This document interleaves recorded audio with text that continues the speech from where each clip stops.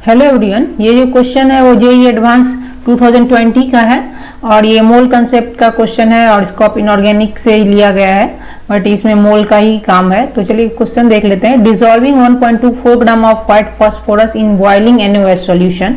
1.24 gram white phosphorus को NaOH के boiling solution के साथ रिएक्शन करवाते हैं तो क्या होता है, इनर्ट एटमॉस्फेयर पर गिव गैस Q, मतलब Q गैस बनता है। The amount of CuSO4 required to completely consume the gas Q, मतलब Q को अगर हम CuSO4 के साथ रिएक्शन करवाएंगे तो इसमें कितना ग्राम ऑफ CuSO4, कितना अमाउंट ऑफ CuSO4 का रिक्वायरमेंट होगा, बस वही क्वेश्चन कह रहा है। तो इसमें आपको एटॉमिक मास दिया हुआ है। तो सबसे पहले क्या कर रहा है, 1.24 ग्राम फास्फोरस का, phosphorus white phosphorus that means P4 का रिएक्शन किसके साथ करवा रहे हैं, NaOH के साथ करवा रहे हैं।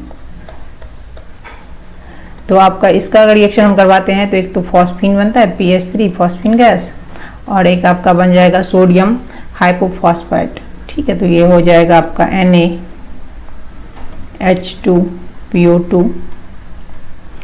इसको आप बैलेंस कर लीजिए तो ये आपका आ जाएगा 3NaOH और ये आपका आ जाएगा 3। ठीक है, तो ये आपका रिएक्शन हो गया। तो इसमें क्या कितना दिया हुआ है मास, इसका मास दिया हुआ है 1.24 ग्राम। तो इसका हम अगर नंबर ऑफ मोल्स में चेंज करेंगे तो number of moles equal to क्या हो जाता है, mass by molar mass, mass by molar mass. Mass तो आपको दिया हुआ है P4 का 1.24 ग्राम और इसका मोलर मास कितना हो जाएगा, P4 है तो इसका P के लिए कितना इसमें एटॉमिक मास लिया है 31, तो यहाँ लिख सकते हैं 4 × 31, ये इक्वल किसका हो जाता है 124 का। और इसको अगर आप ये कितना ग्राम पर मोल हो गया, ये क्या हो गया आपका P4 का मास हो गया, मोलर मास 4 × 31 दैट मीन्स 124 ग्राम पर मोल। इसको आप कैलकुलेट करोगे तो ये 0.01 मोल आ जाएगा, ग्राम ग्राम कैंसिल हो जाएगा। तो आपके पास कितना हो गया P4 0.01 मोल हो गया।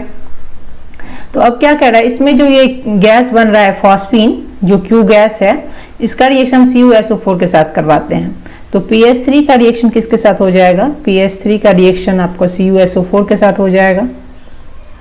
तो आपका एक बन जाएगा Cu3P2 जो ट्राई कॉपर फॉस्फाइड इसको कहा जाता है, और एक H2SO4 बनेगा H2SO4। तो इसको हम ये बैलेंस कर लेते हैं। इनऑर्गेनिक रिएक्शन है, इनऑर्गेनिक रिएक्शन को तो हमेशा बैलेंस करते हैं। ये 3SO हो जाएगा, ये SU3P2 और ये H2SO4, तो यहाँ 3 हो जाएगा। ओके, अब आपको कितना ये पता है, ये 0.01 मोल है अपने पास फॉस्फीन।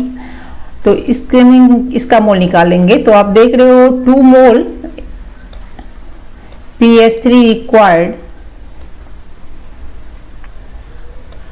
कितना मोल 3 मोल CuSO4। बैलेंस रिएक्शन से हम यही देख रहे हैं। ठीक है, 3 मोल CuSO4।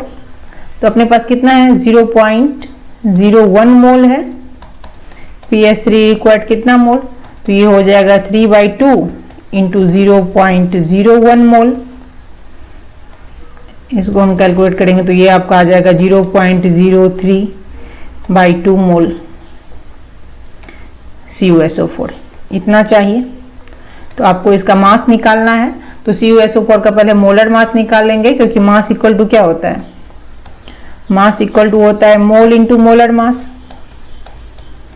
ठीक है, तो मोल आपको पता है ये 0.03/2 मोल है, और मोलर मास CuSO4 का निकाल लेंगे तो यही निकाल लेते हैं। CuSO4 का मोलर मास, तो कॉपर कितना दिया हुआ है 63 दिया हुआ है आपका, प्लस सल्फर के लिए 32 दिया हुआ है, और वो ऑक्सीजन 4 है तो 4 × 16।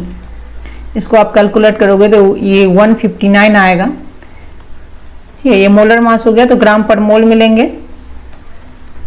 आप यहाँ इसको किसके साथ करोगे 159 ग्राम पर मोल, यहाँ मोल मोल कैंसिल हो जाएगा। इसको आप कैलकुलेट करोगे तो ये 2.38 ग्राम आ जाएगा। This is answer. मेरे चैनल को सब्सक्राइब करें एंड वीडियो को लाइक करें। Thanks for watching.